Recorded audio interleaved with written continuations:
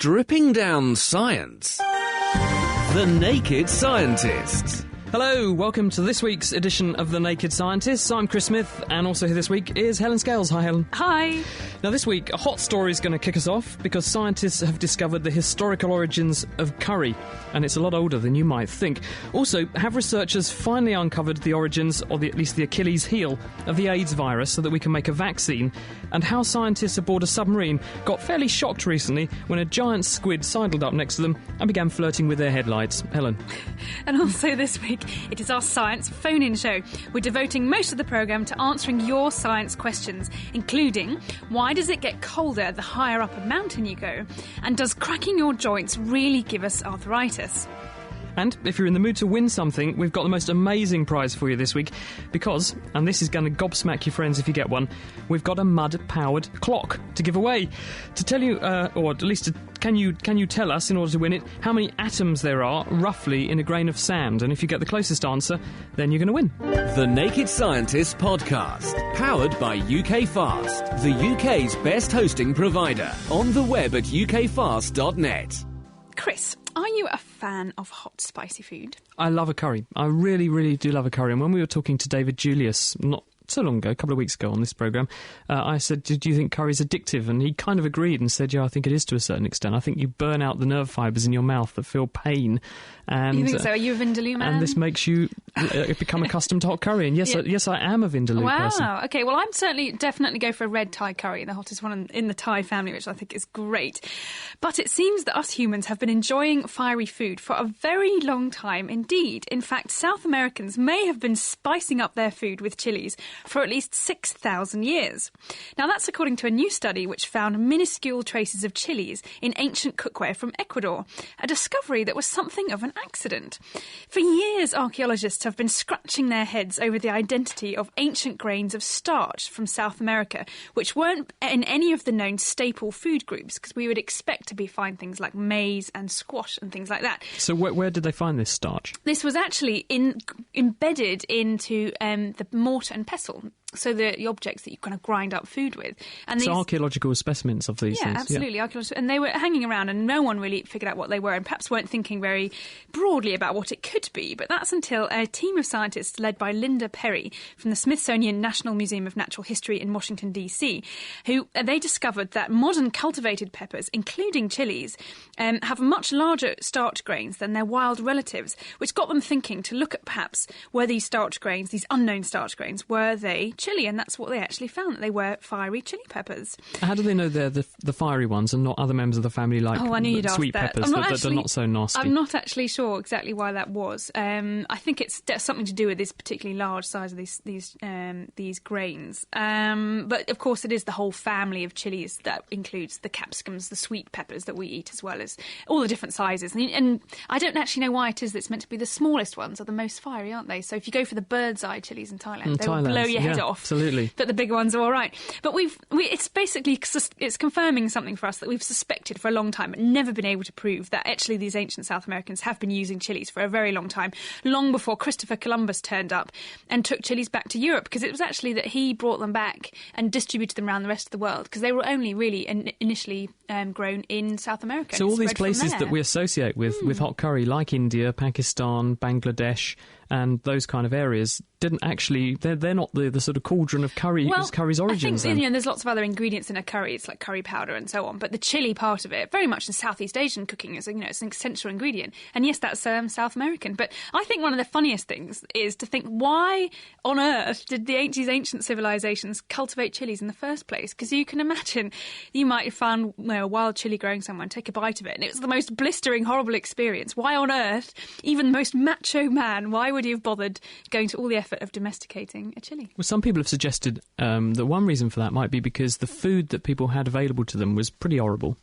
The meats that they were eating, if they were eating any, might have been off or bordering on going off.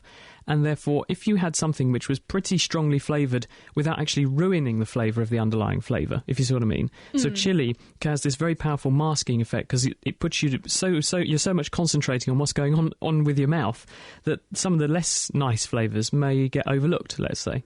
Okay. So people have said it's a good way to mask nastier food, and therefore you'll tolerate things that aren't necessarily so good. Well, I say hooray for the chili, I say. Great stuff indeed.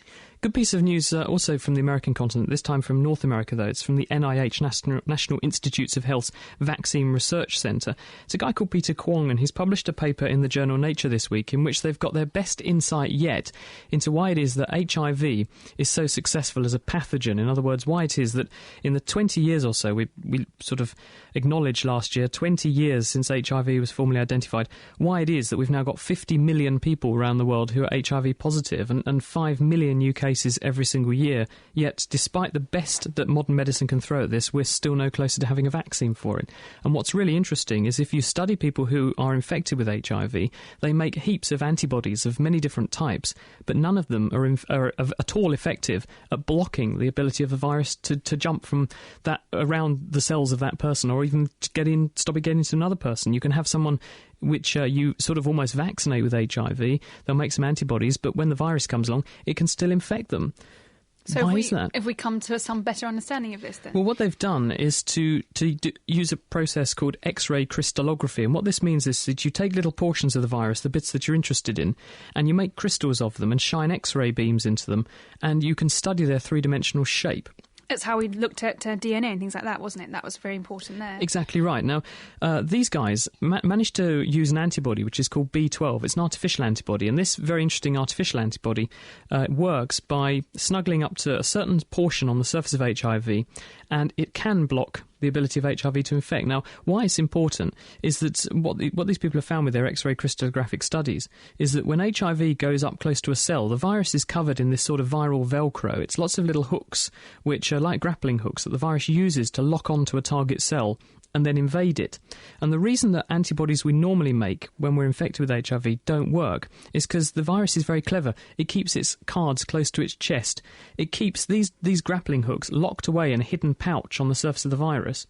It first gets close to where it needs to be on the surface of the cell, and that initial contact makes the virus change its shape on its surface very, very subtly, which then causes this hidden bit to appear and lock onto the cell and pull the virus in very, very quickly before the immune system's had a chance to see it.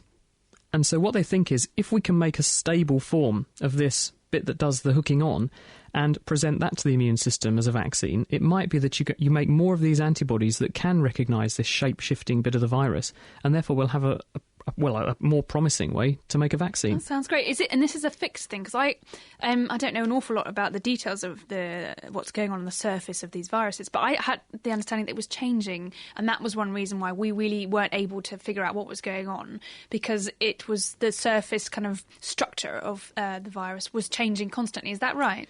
Well, one of the reasons that it's very difficult for the immune system to catch up with HIV is it is a sort of moving target, because it uses a form of genetic material called RNA, which is like DNA, but instead of DNA, which has got two chains of information, one of which is a mirror image of the other, and if one of those copies gets damaged, you use its mirror image to repair it. With HIV, it's just a single strand, so if you get some genetic changes in there, then they can't be repaired. So the virus makes lots of mistakes when it copies itself, and as a result, it ends up changing the surface appearance of the virus every time it grows, and as a result it's very, very different every time you make a new copy of the virus, and therefore the immune system can never catch up.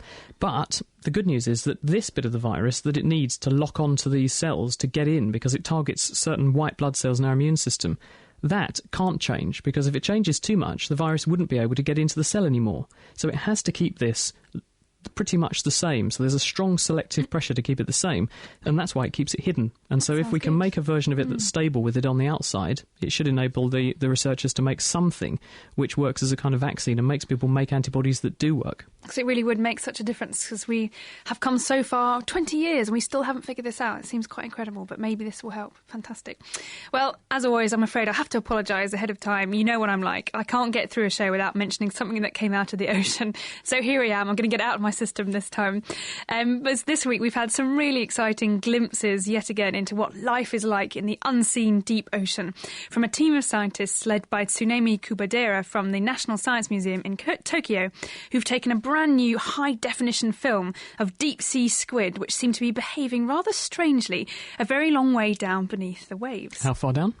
So this is the Dana octopus squid, which they've been photographing it between 300 and 900 metres down. It's quite a long way, nearly a kilometre down. And how big is this giant squid? It grows over 2 metres, which it's quite is big. Quite a big one, yes. I think this is not as giant as some of the giant squid we know about, but quite a reasonable-sized animal.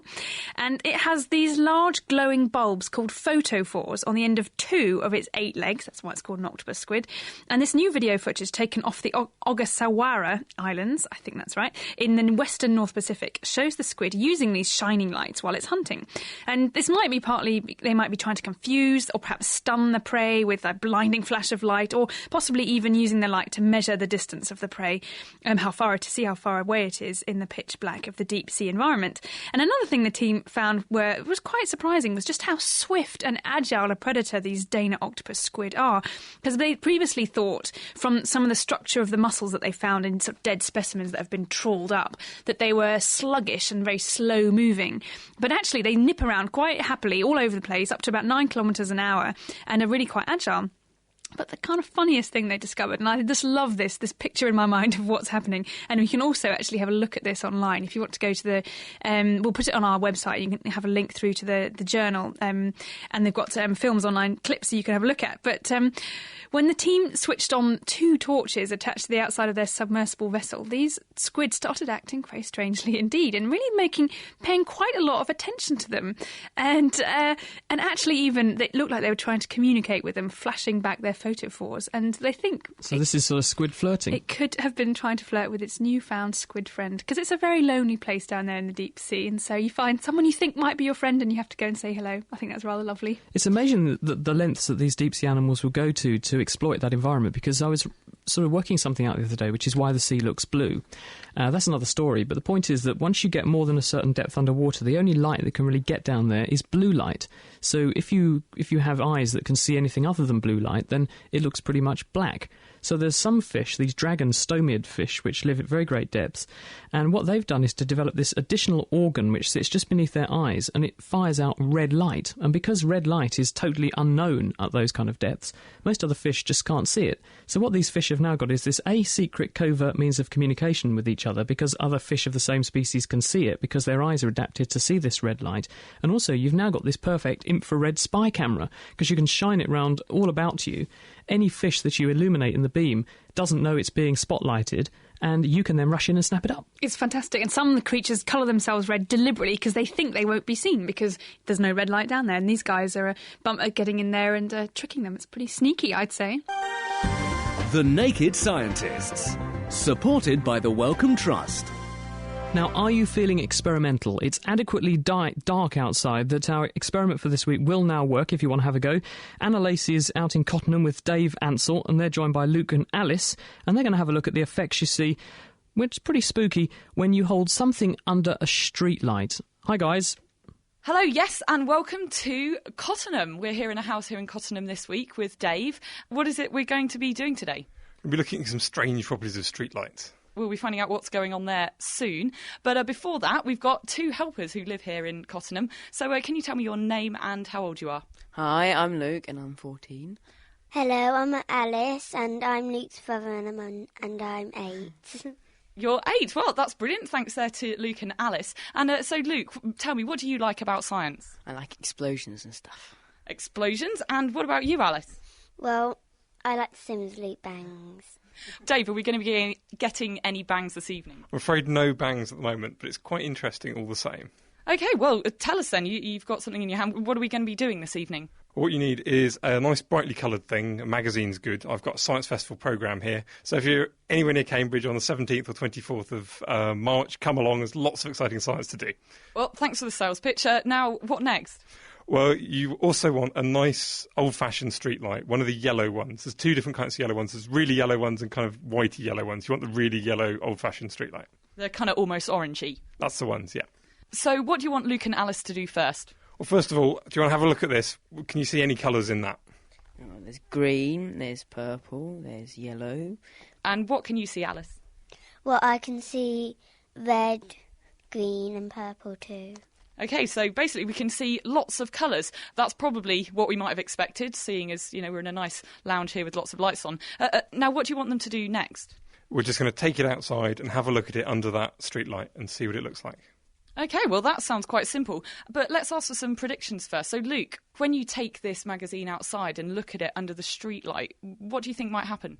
Well, I think some of the colours might look different, and they might change colour, or at least that's what we might think. OK, well, that sounds good to me. And Alice, what do you think might happen when we go outside and look at this underneath the street light? Well, I think that some of it might go blurry. OK, well, they both sound like excellent predictions to me.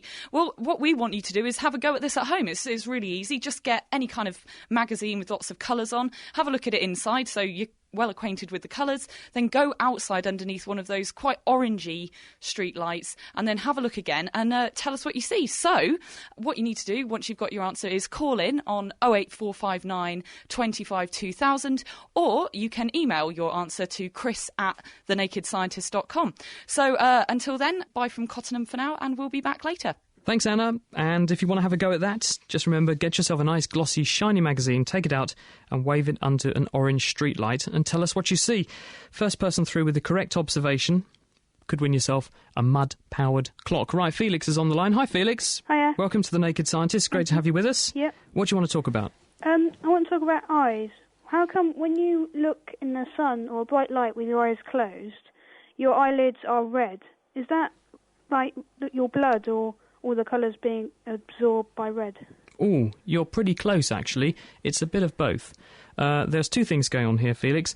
One of them is that when the light hits the skin, obviously there's a lot of blood in skin. It's got nice rich blood supply, especially on the eyelids, and they're very thin. The skin there's thin, and so there's lots of blood vessels relative to the other tissue, so the light can get through.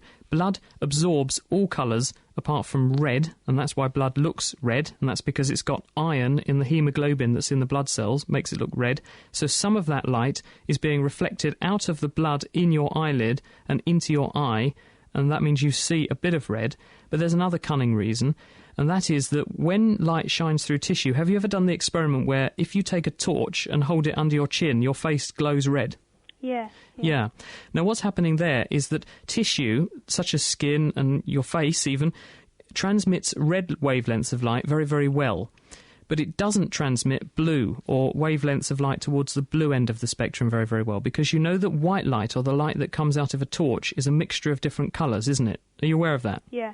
Yeah, and so some of those colours are more towards the red end of the spectrum. They have a longer wavelength, and others have a shorter wavelength. They're at the blue end of the spectrum. Now, skin carries through red wavelengths very, very well, but blue ones get reflected out. So what happens is that the light hits your eyelid, the blue wavelengths tend to get scattered or reflected back out of the surface of your skin, whereas the red goes through much better. So by the time the light comes through your shut eyelid and goes into your eye and hits your retina where you can see the light, it's mainly red light that's getting into the eyeball, and that's why you tend to see more red. So it's a combination of the two things, and I think you almost said it right. Great, thank you. Does that make sense? Yeah, that's fine. Brilliant. Well, it's a good question. Thank you very much. Yeah. Do you want to have a go at our quiz? Yes, please. OK, this is fact or fiction. Have you played this before? Yeah. Okie dokie, here we go. Another name for vitamin C is citric acid. Do you think that's fact or fiction? Fiction. Absolutely right, yes. It's actually called ascorbic acid, although citrus fruits have lots of vitamin C in them. Very good. 1 out of 1 so far. A maple tree, about 50 feet tall, will have about 200,000 leaves on it, Felix. Is that science fact or science fiction? Fact. You're right on the ball today, yeah, absolutely. A tree this size has a leaf area of about 1/6 of an acre, or about 177,000 leaves in total, which is pretty amazing, I have to say. It's great. What a genius. Felix, thank you very much. Thank you. Now, I should point out, you're actually listening to us in Dorset. Yeah. So you get us on the internet. Yeah, I use the podcast. Brilliant. OK, well, thank you. Thank you for being a fan. Great to have you on the show. Cheers, Felix. Yeah. Bye. Bye. It's Chris and Helen, The Naked Scientist. If you have any questions for us, call in now at 08459 25 2000. Email chris@nakedscientist.com, or you can send us a text on 07786 20 1960. I've got an email here from Bill, who is a big fan, which is fantastic, and he has a question for us. So, he says, I have a rather large cast iron pan that I cook with, and it has developed a warp that makes the centre of the pan lower than the sides. It is not uncommon for an older pan. I have lots that do that myself. But his question is, why is it that when he puts oil on the pan and heat the oil, it defies gravity by travelling up the warped sides of the pan away from the heat? It's like a ring of oil around a drier spot in the middle. What's going on, he says? It's a mystery force. And what's this mystery force repelling his oil?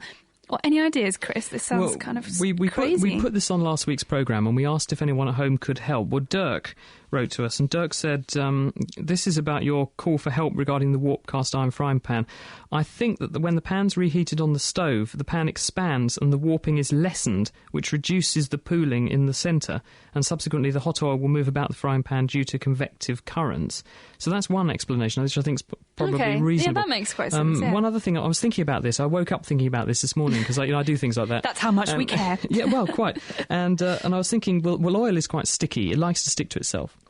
If the oil is in the bottom of the pan and you heat it, the oil tries to expand.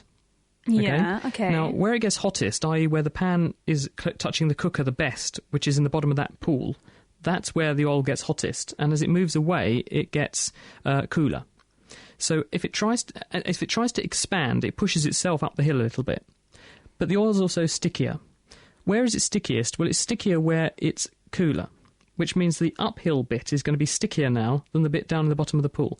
And because the oil is sticky onto other bits of oil, maybe it pulls itself up because of surface tension within the oil. Oh, right. Yeah. So that might be another possible explanation, I think.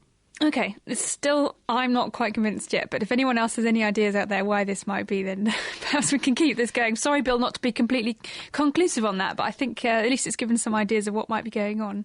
I've got another one here which is very male-specific, I think, because I don't think you could actually do this if you're a woman, and you'll see why when I read this, Ellen. It says, Dear Chris, I'm a university student in America and I'm a big fan of your podcast. My question is, every action has an equal and opposite reaction. So how much force is produced by urination? Could it knock someone over? Could it knock someone over, especially if they were, say, ailed up? Keep up the good work. Will, who's in Missouri, in the US. Oh, thanks, Will. That's very intriguing. So you can see why I think this is more male than female. I do think so, yes. You'd have to pee quite hard to knock yourself off of the loo if you were sitting down as a lady. But what do you think the answer is?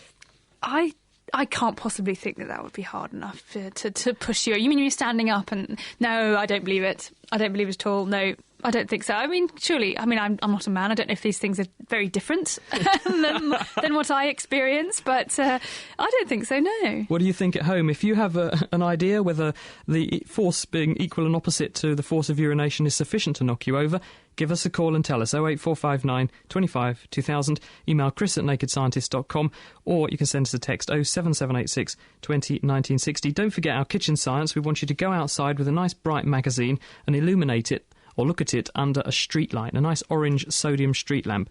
What do you see? There could be a mud-powered clock in it for you. I have to say a very big thank you to the noisemakers that have donated this. Noisemakers are a group of scientists that believe in making a very big noise about science, because they're really interested in talking about science and making it fun and interesting for everybody. If you want to find out a bit more about them, they're on the web at noisemakers.org.uk. Connor is in Tillingham. Hello, Connor. Oh, hello. Welcome to the Naked Scientist. What do you want to talk about? Yes, I'd like to ask, please, if you could launch satellites and perhaps many small capsules from airships to save on all that fuel, getting it off the ground. Oh, I see. So you could float the airship up into a very high altitude, that's right, which would be essentially free. Yes. And then you could launch them. Yes. There's still a problem with this, Connor, which is that you have to achieve what's called escape velocity, because the Earth's gravity is trying to pull you back down to Earth continuously. The escape velocity for an object going into, say, orbit is 11.5 kilometres per second. Oh. So that's how fast, say, the space shuttle is doing when NASA launch 7 astronauts up into space to go and visit the International Space Station. Right. So it's not as trivial as just floating up nearer to space and then just pinging yourself on a big elastic band from an airship. Unfortunately, to get the kind of weight up there on the airship, you'd need quite a big airship to start with. Then you'd need a way of accelerating the object to a high enough speed from that height, which means, again, you've got to get lots of fuel aboard, you've got to get that aloft. I think it's quite difficult. All right. It's a good idea, though. Yeah, we'll save on fuel, I thought. Well, people have thought about the idea of a sort of super gun to fire people into space. The problem is that the acceleration would totally mash your brain as you accelerated from ground. Yeah. One other idea people have put together is rather than just firing you like a giant human cannonball, would be to have a sort of big linear accelerator where you were speeded up by serial explosions lots of times along a sort of long racetrack. And this meant you could gain the speed you needed, but in increments rather than all at once. Helen? It was Arthur C. Clarke who thought of building a huge giant elevator, didn't he? And that would be, once we'd built our elevator right up into space, we could just come up and down as we pleased. But that doesn't seem to have happened either, unfortunately. There's one thing that's sort of similar to what you're suggesting, actually, Connor, which is that people were looking at the benefit of, say, instead of putting satellites into space, which is very expensive, what about holding transmission systems aloft with a big airship? Because you can build big airships that will go up to a very high altitude with relatively little expense compared to how much it costs to put a satellite into space. They could then hold the object in space, and that would enable you to then beam things back and forth from high up in the altitude atmosphere, close to space but not quite in space, and it would do the same or similar job to a satellite, but be cheaper. Oh, yes. Do you want a quick go at the quiz? Yes, please. Yeah. OK, sunlight takes over 5 hours to reach the planet Pluto. Can I call it a planet? Probably can. Science fact or science fiction? Fact. Absolutely right. Yes, we've got light travelling at about 1 billion kilometres per hour. Pluto is around 6 billion kilometres from the sun, so it takes nearly 6 hours for light to get from the sun and all the way to Pluto. Well done, 1 out of 1. Enzymes are a family of microbes that can do useful jobs for scientists, and they also make your washing look whiter than white, Connor. Science fact or science fiction? Fact. Right. No. Oh, it's false. That's Heiner said it was fact. Actually. Nearly there.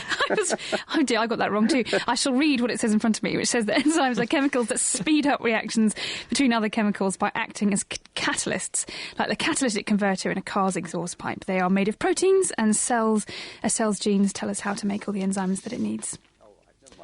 Connor, thank you very much for joining us on The Naked Scientist. Thank you. Sorting out the sparks from the quarks. The Naked Scientists. It's The Naked Scientists with Dr. Chris and Dr. Helen, and time now to find out how various things, including toads are having their poison stolen by snakes, how we could be a step closer to making an artificial kidney, and possibly we're also unlocking the secrets of LSD, and that's because the editor of Chemistry World, the magazine of the Royal Society of Chemistry, and you can find out about Chemistry World on the web at chemistryworld.org. That's Mark Peplow, and he's with us now from Brussels, actually. Hi, Mark. Hello, Chris. How are you? Very well, thank you. Thank you for joining us on The Naked Scientist this week. So, now, what's this story about snakes which are robbing toads of their toxins? That's right. And most animals tend to steer clear of poisonous toads, but scientists have found that there's a species of Japanese snake, the Japanese colobrid snake, that actually seeks out toads because it wants to eat them so it can steal their toxins, so that it can use them itself to kill its prey. But why doesn't the snake end up succumbing to the toxin? Well, that's the interesting thing. Now that the scientists involved have actually found out that it's able to do this, they hope now that they're going to be able to work out why it does this. What they did was actually analyse 2 different groups of snake. One of them they fed on these toads, and the other one doesn't have the toads in its diet. And they found that it was only the ones that were able to eat toads that ended up being poisonous. So it's not a genetic difference, Mark, it's purely a dietary difference. That's right. In fact, there's a small island off Japan where these snakes don't have access to toads, and they found that if they took snakes from the island and gave them toads, they ultimately became poisonous after a relatively short time. Now, when they looked at exactly what molecules the snake was using, they found that they'd actually changed the molecules slightly. So they'd taken them in one form from the toad and just tweaked them chemically. Now that, the scientists speculate, they think that might be the reason why the snake isn't poisoned by the toads, because it can rapidly change their chemistry to stop it doing them damage. Thanks, Mark. So, Helen, you got a question about... That's right. Sorry, I was just marvelling at this, some kind of cheesy joke about you are what you eat. but Mark, I also hear that there's been new steps towards a new type of membrane that could allow us to create an artificial kidney. Is that right? That's right. Scientists announced this week. Essentially what it is it's a filter. It's a filter for molecules. and it's just about 15 nanometers thick. That's 15 billionths of a meter thick, at least 1,000 times thinner than a human hair. And essentially, if you imagine it, it's like a sieve. It's like the sort of sieve that you would sieve your pasta with in the kitchen, apart from the holes are about 1 million times smaller. Now, this is important for a variety of reasons. In laboratories, you need to separate, say, proteins, very big tangled molecules, from smaller biological molecules for analysis. But that's exactly what's going on in a dialysis machine as well. Now, given the success that the scientists have seen with this, they found that it speeds up this sort of separation of proteins from smaller molecules by at least an order of magnitude. That's at least 10 times faster.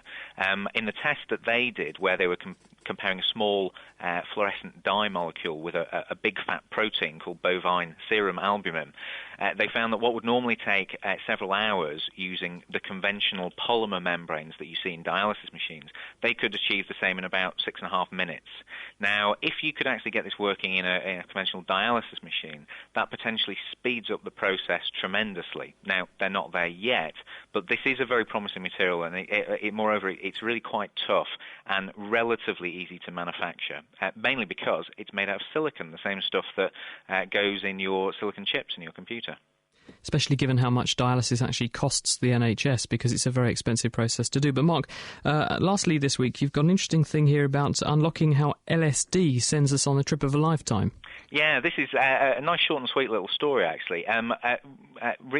Brain researchers, have always been confused about why LSD has such a different effect in the brain compared with other drugs that work in what appears to be quite a similar way. When you take LSD, of course you shouldn't, but those who take LSD, what happens is the molecules actually hit a receptor in the brain, a serotonin receptor. Normally this is used to carry this molecular to recognize this molecular messenger in your brain called serotonin.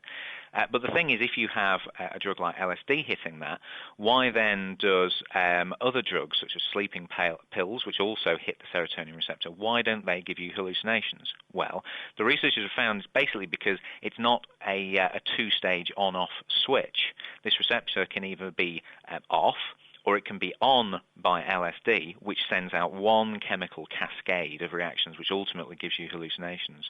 Or, in fact, they compared another drug which is very similar to LSD in the way that it works in the brain, called lisuride. It's an anti-Parkinson's agent.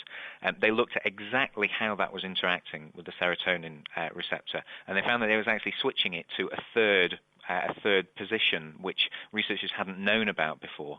Now, ultimately, understanding how this serotonin receptor switches is actually quite important for a variety of psychiatric reasons, because you can potentially develop new drugs that can target these different positions of the serotonin receptor. Mark, thanks very much. That's all right. It's Mark Peplow, who's the editor of Chemistry World, which is the magazine of the Royal Society of Chemistry, and you can find out more about those stories at their website, which is chemistryworld.org. I've got an email here from Brian in Nagoya in Japan. Thanks for emailing us, Brian. He says, Konnichiwa, Naked Scientists. I just wanted to say thank you very much for making my walking, train riding, bus sitting time entertaining and educational. Naked Science rocks. Thanks so much, Brian. That's fantastic. But he does have a question for us, and that is, why is it that even though he has light brown hair, when he gets in the shower, pool or hot spring, which apparently is one of the best parts of Japan, he says, it sounds very nice to me, why is it that his light brown hair looks darker when it gets wet? I think the reason, Helen, is that when hair gets wet, it gets closer together, so the individual hairs get matted and stuck together. The reason that hair is lighter when it's drier is the same reason that glass is completely clear, but when you make glass into lots of tiny particles called sand, and that reminds me about tonight's teaser, by the way, we're asking you how many atoms there are in a grain of sand. Closest answer will win a mud-powered clock. Get calling now, 08459 25 2000. Advert over. Back to the answer to this question. The reason is when you powder up glass and make grains of sand, they look a light colour, don't they? They don't transmit light, they're not transparent anymore. So what's happening with the hair when it's dry is that light is bouncing around all over the place, just like snow, reflects lots of white light, lots of wavelengths come back at you, looks lighter. when the hairs are very, very close together, more light can go through rather than be reflected back, so it looks darker. I think that's the reason. It reminds me slightly differently, but how I used to like getting my hair wet when I was younger, because it meant my very curly hair, which I hated and still do to some extent, went nice and straight, but I guess that's a different reason again, but that weighing down of wet hair, so it was nice and sleek and straight is why I like getting in the bath. It's The Naked Scientists with Dr. Chris and Dr. Helen, and we're taking your science questions on our science Q&A for The Naked Scientists this week. Any question goes, 08459 25 2000, email chris@nakedscientist.com, or send in a text on 07786 20 1960. Brian in Costa Blanca answered our question about peeing, whether he thinks that you can pee hard enough to knock yourself over backwards. He says, yes, your pee could knock you over, and he also says he turned around once and hit someone with his stream and the guy fell over. Sounds dodgy, doesn't it? Does that ever happen to you? I don't know. Hopefully not. And Alan in Lowestoft's wondering why it is that water freezes at zero. Why, if water freezes at zero, why do we get a frost at around 3 degrees? Answer that one coming up in just 2 ticks. But first of all, let's find out what the guys over on the other side of the pond, the Science Update crew, have got for us this week. This week for The Naked Scientists, we're bringing you stories from the annual meeting of our organization, the American Association for the Advancement of Science, going on right now in San Francisco, California. I'm going to tell you why smart kids choke on mathematics exams, but first, Chelsea has this story about how drugs work in your brain. If you want to know what it's like to be addicted to cocaine, you might imagine being really, really hungry. That's according to Friday's presentation by neuroscientist Nora Volkov, director of the National Institute on Drug Abuse. She found that the brains of cocaine addicts release the pleasure chemical dopamine when exposed to drug cues, like images of people using drugs or drug paraphernalia. She says that's the same thing that happens in the brains of food-deprived people exposed to food cues. What drugs are doing are taking advantage of circuits that are there for very specific purpose. The circuits that get tapped by drugs are those circuits that are there in order for us to survive as individuals, those circuits that will ensure that we will do behaviors that are indispensable, such as eating. And she says that's why addicts can't resist the urge to get high any more than a starving person could resist the urge to eat. Thanks, Chelsea. The best mathematics students are also the most susceptible to choking under pressure. This according to the work of University of Chicago psychologist Sian Bylock, who spoke here yesterday. Her team found that top students rely on their superior working memory to solve complex problems, but average students often fall back on less accurate shortcuts, like estimation. Under pressure, however, our higher working memory individuals didn't continue with the complex algorithm. They actually switched to the shortcut. So their performance looked like the low working memory individuals under pressure, and now we have some idea why this is the case. She says that because pressure appears to sabotage working memory, high-stakes exams may not accurately identify the best and the brightest. Thanks, Bob. Next time we'll be back in Washington, D.C., bringing you stories from our side of the Atlantic. Until then, I'm Chelsea Wald. And I'm Bob Hirschon for AAAS, the Science Society. Back to you, Naked Scientists. Thanks, guys. That's great. And remember, if you want to find out more about science updates, you can always check out their website, www.scienceupdate.com. Good question here from Josh, Helen, who's wondering, when I'm cracking my knuckles back and forth in anticipation of the next Naked Scientist podcast, he didn't say that, I just added that bit. Very nice. Is it true that it causes arthritis if you do this a lot? What's physically happening when you crack your knuckles and other things? It's pockets of air, isn't it, that you're bursting, that build up. And Can you crack your things? Because I can't make that happen. Oh, you can. Nasty, nasty. Yeah. This is interesting because people have wondered about this for some time, because you think it probably is deleterious to your joints, isn't it, if you've got these big bubbles going. My hands certainly hurt right now, but well, anyway, a little bit of the anatomy, what's going on here. Well, as Helen says, when you put the joint under tension, what you're doing is reducing the pressure inside the joint. So you get a little click, because all the ligaments around the side of the joint that stabilise it get sucked in against the fluid in the joint.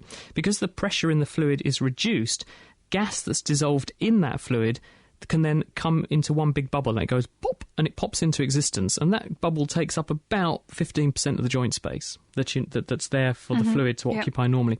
Now, because that obviously is quite a big space in something that's full of fluid, it pushes all of the little ligaments that were in against the side of the joint back out again, and they go snap, and that's the cracking sound you hear. Now, the energy that's made or unleashed in making and then collapsing that bubble that gets formed is about, people think, 7% of the amount of energy you need to actually damage cartilage.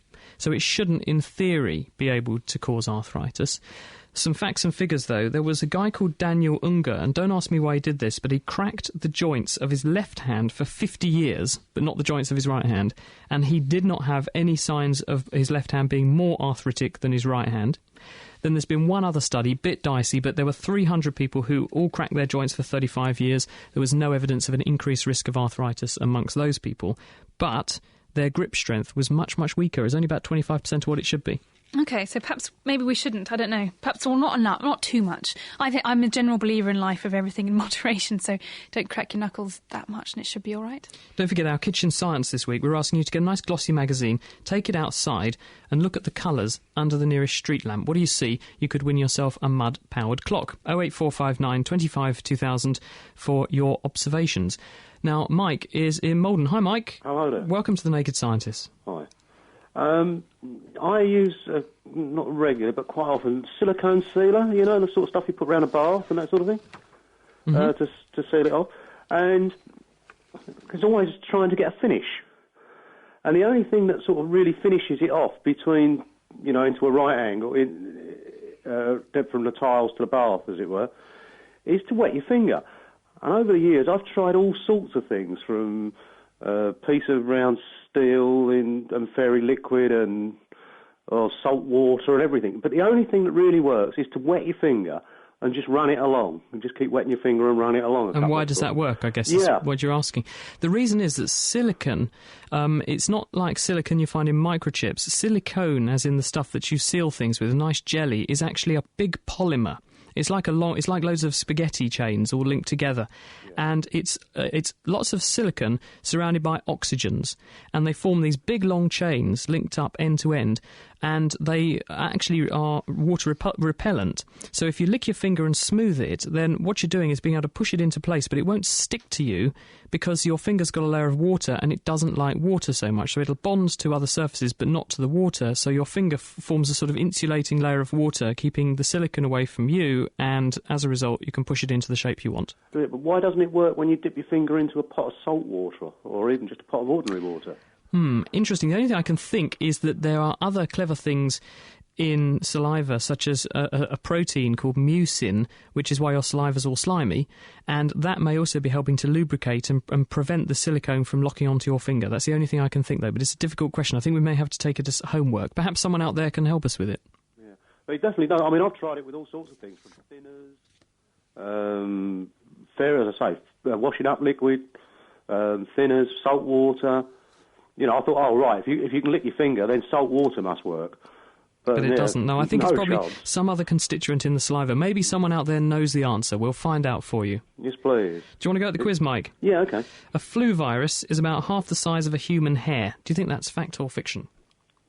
Well, it's certainly got to be small, so probably I should think that's fiction. I should think it's even smaller than half the size. That's right. Yeah, absolutely. It's much, much tinier than that. About 1/10,000th of a millimetre across. Yeah. Very tiny indeed. Next question. The most abundant element in the solar system is iron, which is why Mars, for example, is red. Is that science fact or science fiction? No, I've always understood hydrogen was the most abundant thing in the solar system.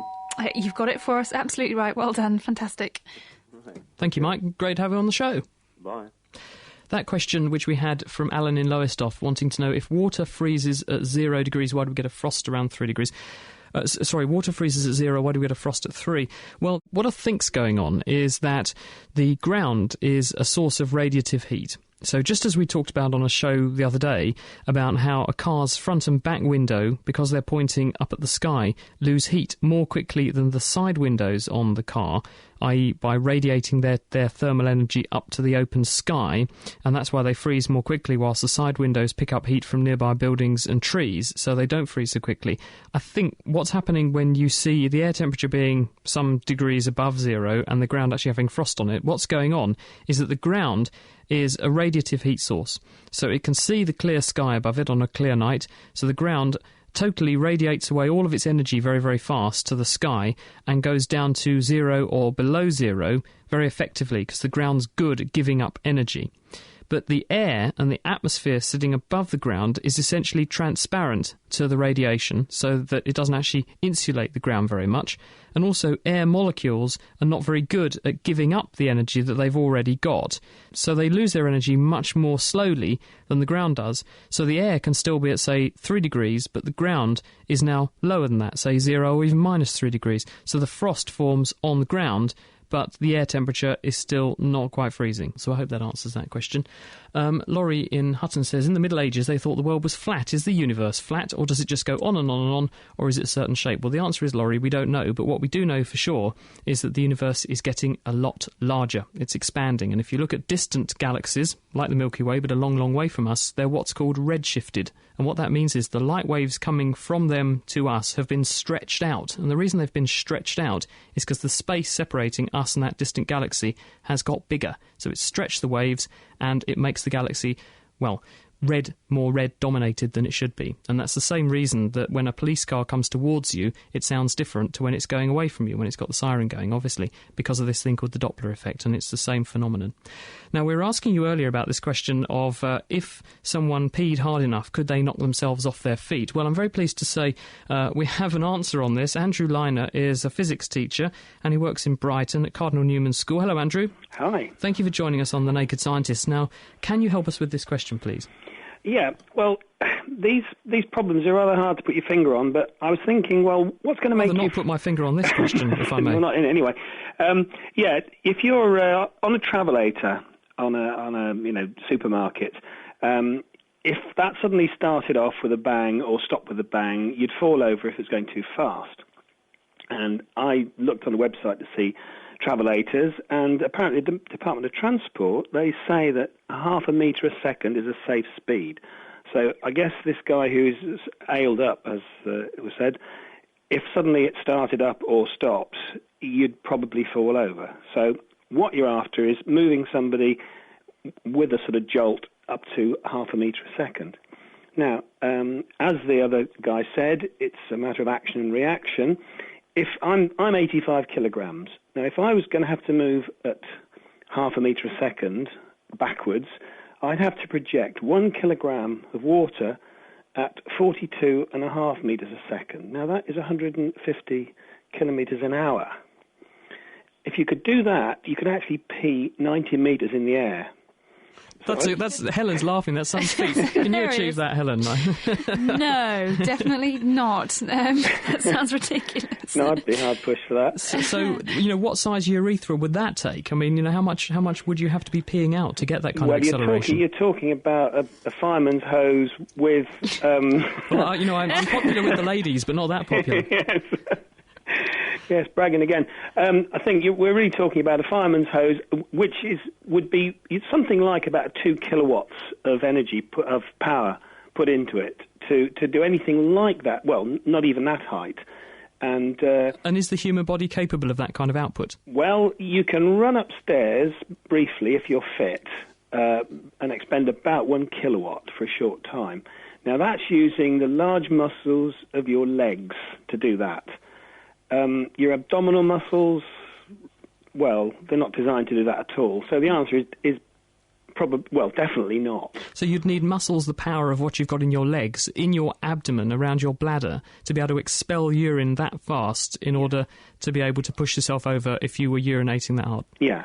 So even as Will puts it from Missouri, if someone was ailed up, that's still an impossible feat. Yeah, I think getting rid of 1 kilogram, that's 2 pints nearly of water, I think that's... In 1 second? In 1 second. That's not on, really. Is a tall order. Andrew, thank you very much for explaining it so clearly. Okay, pleasure. It's Andrew Liner, who's a physics teacher at Cardinal Newman School in Brighton. Listens to us on the internet. Thank you very much, Andrew. And thank you very much, Will, for a very entertaining question, and it got us thinking and taught us some physics. If you have an interesting question you'd like us at The Naked Scientist to solve for you, then send it in. Chris@nakedscientist.com. Got a very quick one here. And Helen, I thought this was relevant this week because of this poor lady, that German lady, Eva Wisniewska, who ended up at the top of a thundercloud at the height of Everest, got sucked up on her paraglider. And Sander Vos, who's listening to us in the Netherlands, said, I've got a question for you, because my girlfriend and I were talking about flying in a plane the other day, and we talked about the fact that the higher you go, the colder it gets, and she asked me, how can this be, since the sunshine and UV radiation is everywhere, isn't it? Well, the bottom line here is that the atmosphere of the Earth is pretty much transparent to the heat coming from the sun, which arrives down and hits the surface of the Earth. It heats the surface of the Earth with about the amount of energy of 1 kilowatt per metre squared, so that's 1 electric bar on a fire per metre squared. This heat then gets radiated back up into the air, warms the air close to the planet, so it keeps you warm close to the surface of the planet, but then the hot air rises, goes up in the atmosphere, expands, and just as in a fridge, you compress a liquid and then expand it very quickly and it gets very, very cold. That air, as it gets high in the atmosphere, gets cold and it cools down. And that's why, as you go higher up in the atmosphere, things get a lot colder. There's another reason as well, which is if you're at the top of Everest, it's a pointy surface. Doesn't have, where it has twice the surface area to reflect the sun's light back off because it's covered in snow, and also to lose heat, so things tend to be colder. Laying the facts bare, the Naked Scientists. Well, now let's go back to Cottenham, where Anna, Dave and Luke and Alice are waiting to tell us all the answer to this week's Kitchen Science. Hi, guys. Hello, and welcome back to Cottenham, where we're here with Luke and Alice and Dave, standing under a nice orangey street light outside, also with lots of coats on because we're quite cold. It's a bit chilly out here, isn't it, Alice? Yes. Yeah, she's got a nice coat on there, fairy hood. But Dave, so tell us, what do we need to do now while we're standing out here? Well, we're standing outside the street light, and I've got the nice multicoloured magazine here, and all we've got to do is have a look at it and see if it looks strange at all. Luke, can you tell us what kind of colours can you see on the magazine now? Well, it's now very yellow because it's in yellow light, I suppose. But all the colours have gone all dull and yellow.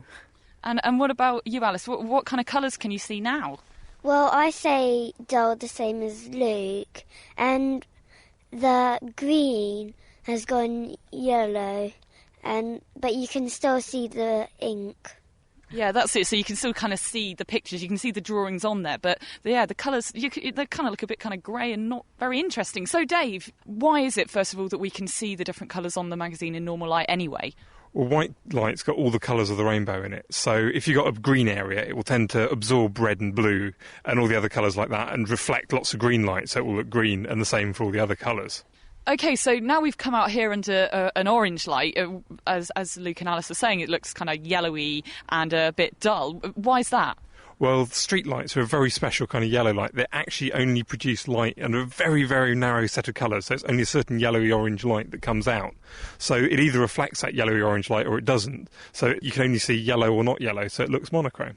So basically we've only got orange light coming out. There are only orange things that can be reflected. So if there's no orange in the colour on the paper, then it can't reflect it. And so we just see this, kind of grey, boring thing. That's right. Now, if we can come over here and actually look at it in the indicators of my car over here and see if it looks any different. So we're just going over now, and Dave's got his indicators flashing. And Luke, can you just verify for us, what colour is the light of the indicator? It's orange. So we have another orange light. But now, Alice, can you tell me, under this orange light, can you see any colours? Yes, it's restored to the normal colours again, but the green is still a bit yellow. OK, but yeah, you can see, you're right, they've restored some of the colours, so yeah, we can see a bit of pink here, and that's great. So Dave, we had an orange light and saw not very many colours, but now we've got another orange light and suddenly we can see them all again. Why is that? Well, there's more than one way of making orange light. You can either make it out of pure orange light, or you can make it of a mixture of a bit of red, a bit of green, a bit of yellow, a bit of orange. And that's what the light coming from these indicators is. So you can still see colours because the light's a mixture of colours. So you're kind of saying, I suppose, that we've got two lights that look to us like they're both orange, but actually one of them's just pure orange, and this is actually a whole mixture of colours that also look to us like orange. Yeah, that's because your eyes are actually not very sophisticated at seeing colours. They only can see how much reddy colours there are, how many greeny colours and how many bluey colours. And so you can make the same signal in your eyes with different mixtures of light. Does that surprise you, Luke, that actually this orange light is actually letting out a bit of green, it's letting out a bit of red, so we can see the colours again? I mean, is that surprising? Well, I haven't even thought of it before. I didn't know how many colours there was in that orange indicator. Yeah, I mean, actually, that was a surprise to me too. I mean, I suppose it's kind of like mixing paint. You can either buy orange paint at the shop, or you could buy red and you could buy yellow and mix them together. So anyway, Alice, what did you think of that experiment? Well, I think it was, like, very weird. That's great. And Luke, have we put you off science for life, or does that make you start thinking I might ask some more questions? You put me off. Luke, I'm sorry, we've ruined your life. I know you were quite a keen scientist before you came onto this. But thanks very much to both Luke and Alice, and of course our science guru Dave. And we'll be back next week with some more kitchen science. Thank you very much. Anna Lacey there from The Naked Scientist with Dave, Luke and Alice, exploring what happens when you wave a magazine underneath a street lamp. We also heard from Daniel in Sittingbourne, who said you couldn't see any colours, it's all shady and white, but he was pipped to the post by David, who is in Norwich. Is that what you found, David? Yes, absolutely. It became black and white, and we guessed it was the same reason that you didn't have a full spectrum of a white light, you had an orange light. Brilliant. Thank you very much. I think you're the proud possessor now of a mud-powered clock, which is on its way to you. Thank you, David, for joining us on The Naked Scientist. Thank you. If you want to take part in our experiment next week, then you're going to be doing something really fantastic, because you need to get some sugar lumps or hard bits of sugar from an oldish sugar bag, which are the ones that have been hiding at the back of the cupboard and got a bit damp in the past. They need to have a few lumps of sugar in it. You're going to need a pair of pliers, a glass dish and a very dark room. I promise you it's worth having a go at this next week. Helen. Cool. Now, I think it's time to put you all out of your misery and tell you how many atoms there are in a grain of sand. This is actually quite difficult, but you've been really fantastic, and we've had some very, very close answers. And I think we'll have to pull a name out of the hat after the show and decide who gets a prize. But just to quickly go through it, the way we work out how many atoms there are in a grain of sand is using a scientific rule called the Avogadro's number, which says... Avocado? I thought that was kind of food. Yes, OK. But it basically tells us that there's a fixed number of atomic units in every gram of matter of anything in the world. Anything in the universe has a certain number of atomic units per gram. And sand is made up of silica. Each molecule is made up of one atom of silicon and 2 atoms of oxygen. And you add them all up together, and they each have their 28 atomic units for silicon, 16 each for the oxygen, which means that each molecule of silica is 60 atomic units. We have roughly 6 times 10 to the 23 atomic units per gram. So if we working that through, how many grams there are in a grain of sand, we think it's about 0.026 grams per grain of sand, and therefore divide that by the number of atomic units there are in a unit of silicon, and you come up with, in a molecule of silicon, an atom, we come up with 7.8 times 10 to the 19, which is 78 million atoms in a grain of sand. I think that's right. What do you reckon, guys? Pretty close, but who was the winner in the... OK, all right. We had 2 who actually who hit on 7.2 times 10 to the 19, but pulling one out of the hat randomly, we'll have Simon from Barrow in Bury St Edmunds. Thanks to everyone else who sent in lots really close answers, but that was it. Fantastic. Well, that was a pretty simple calculation, wasn't it? Thank you, Helen. Also, thank you to Petro Minch, Anna Lacey, Dave Ansell, Mark Peplow and Andrew Liner for taking part in this week's show. And also thank you to you at home for your company. Now, next time, we're going to be exploring the world of parasites, including finding out how intestinal worms can be used to treat Crohn's disease and allergies. We'll be hearing how we pick up parasites in the first place and how we can tackle the problem with a revolutionary new way to clean up drinking water. If you'd like to ask us any questions about that or just say hi, then please drop me a line. It's chris@nakedscientist.com. In the meantime, don't forget there's also the Nature Podcast. That's at nature.com/nature/podcast for more cutting-edge science news. And for some top science chat, then why not check out the Naked Scientist discussion forum. That's at nakedscientist.com/forum. Have a great week. Once again, thank you very much for listening. And until next time, goodbye!